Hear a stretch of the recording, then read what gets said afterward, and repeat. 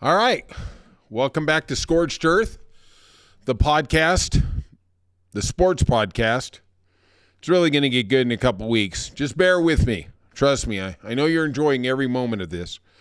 But in a couple weeks, we're going to have Brother Brian on here. And let me tell you, that guy is just superstar. That guy is the platinum standard. Today, we're going to talk about the biggest thing in sports, the AFC and the NFC title games. And first, though, I'm going to recap a little of what happened on Torrey Pines.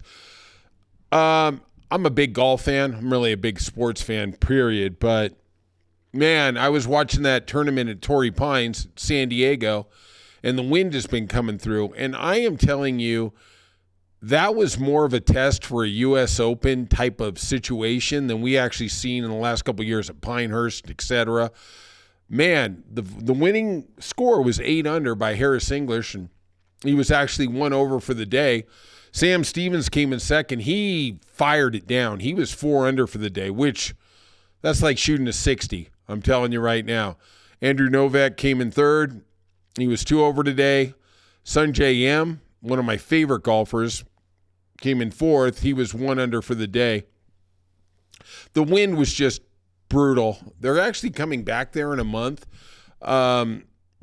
The Genesis Open at Riviera has been canceled because of the fires, and they're going to go back to Torrey Pines. And I really wish in America we had 10 U.S. Open courses, 4 on the East Coast, 3 on the West Coast, and 3 in the middle of the country. Just a rotation. And I wish Torrey Pines was definitely one of them. For the life of me, I don't understand why Riviera doesn't get any love. That L.A. Country Club, I've lived in L.A. pretty much my whole life. I didn't even know it existed. I mean, and the course really wasn't that good. I mean, it wasn't really a test. I don't personally, I think it should be Pebble Beach. I think it should be where's the course in Washington that Justin Leonard won at when Dustin Johnson choked? Oh, well, it escapes me right now. Of course, I'll remember it 2 minutes after the podcast. I need a co-host. That's what I need Brother Brian for. But it was some stellar golf. I am just waiting for the Masters. You know, I'm wondering what's going on with Scottie Scheffler. I'm not really buying that whole he broke a glass in his hand at a party, and that's why he's out. I don't know why Xander Schauffele wasn't out. He's a San Diego native. But enough of that. Enough of the frivolity. Let's move on to the NFC and the AFC championship games. Now, what we do here is we're going to be dealing with the spread. I could really care about the feel-good part of it. It's about making money. It's about trying to take down the books. So we got Washington, Philly. Philly is basically a 6-point favorite. Money line is Washington plus 220. Over-under is 47 in the hook. Washington is on fire. They are literally on fire. Jaden Daniels is playing like I can't remember, honestly, a rookie quarterback playing in the playoffs since Dan Marino.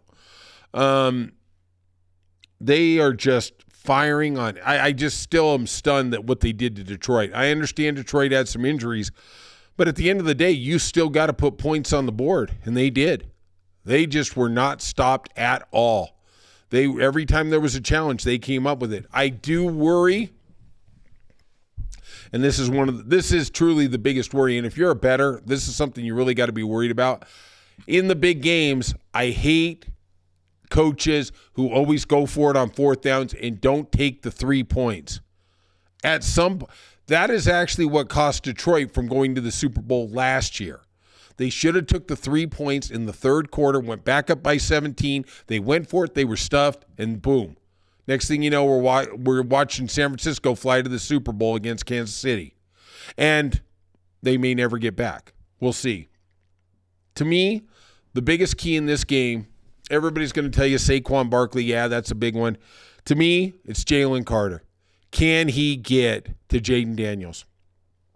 I will say this, that fourth quarter last week against the Rams, and I thought After Detroit got knocked out, the Rams were the best team left in the NFC. I really did. I thought they could take it to Philly. I really did.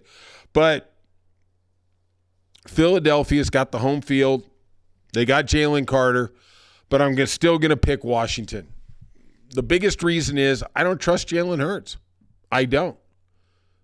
I don't know if he's fully recovered from that concussion or whatever they're talking about.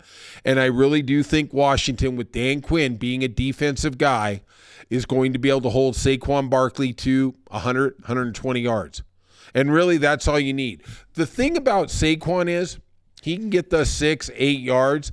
It's that 50-yard run that breaks your back in the third quarter. That's what they got to stop. Easier said than done, I know. Me, I like Washington in the points. I do. I think they are alive. Look, I've bet sports for 35 plus years.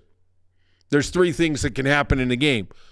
The winner wins and covers, the loser loses and covers, or the underdog wins straight out. 2 out of 3 are in your favor. Here, I really like taking the 6 points. I do not trust Sirianni. I do not trust Jalen Hurts. The only reason I have any hesitation on not taking the money line is because of Jalen Carter. That guy is just a beast on a beast. 47.5, I would say check the weather report right before the game. To me, 47.5 seems low. I think I personally am taking Washington, and I'm putting them at 28. So that gives you a level of anywhere for Philadelphia 21 and up. To me, Washington is just on a roll. What they did to Detroit last week was unbelievable. It was literally devastating. And Jaden Daniels isn't scared of anybody. I think I like the over, and I like Washington getting the 6. Then we come to the marquee game, maybe even better than the Super Bowl. We got the Chiefs -2, over under 48.5, and Buffalo money line $1.10. You know, everybody, the narrative is Buffalo's different. They are different.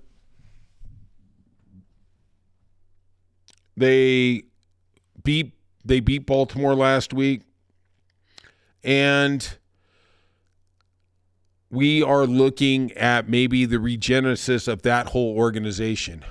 They have a great record against Kansas City in the regular season, a terrible one in the postseason. And you know, Josh, I think he's the MVP. Yeah, you could say Lamar Jackson, but Josh has just had the most spectacular of all spectacular years. But at the end of the day, Patrick Mahomes. And it's the same thing I said last year at the Super Bowl. You've got to show me this guy can't win. I mean, this guy is better than Brady. He really is. And to me, you're laying 2, you're at home.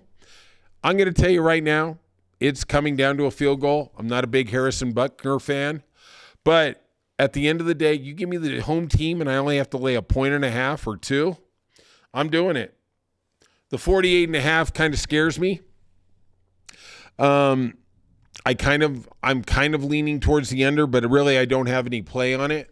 You know, Josh is the mobile quarterback that gives a lot of problems to the Kansas City defense. They have a great defense. They have an incredible scheme.